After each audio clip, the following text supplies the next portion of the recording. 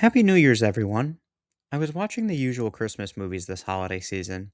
Two of them I ended up watching were The Polar Express and A Christmas Carol, both directed by Zach Zemeckis, so I thought it'd be fun to go back and watch his epic mythology movie.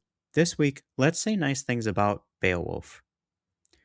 To start with, it has that animation style everyone has feelings about.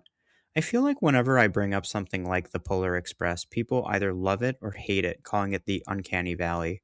For me personally, I can get over the animation stuff, although in this movie in particular, the horses look rather stiff. That all being said, I really enjoy the performances across the board in this film. Ray Winstone as Beowulf is well done, and there's a certain depth to this character they give him. Yes, he's boastful, but not so much that it's unbelievable given the way you watch him fight Grendel and the dragon later on in the movie. There isn't as much interaction as I'd like, but the friendship between Beowulf and Wiglaf is a great dynamic together. I just wish there was more. Anthony Hopkins also turns in a pretty good performance here as Hrothgar. Good thing I've played so much Elder Scrolls Skyrim, names like this roll off the tongue. His conversation with Beowulf about if he's actually killed Grendel's mother is a great interaction and shows that Hrothgar is much more perceptive than he's let on the entire film. Speaking of Grendel's mother, I know everyone who's seen this movie probably feels like I'm burying the lead a little bit. Angelina Jolie has a solid performance here, and yes, she's very pretty.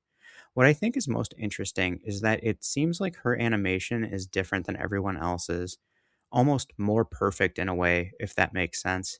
It makes the dialogue where Ursa asks, "Is she really that beautiful?" ring true when you see Beowulf trying to answer.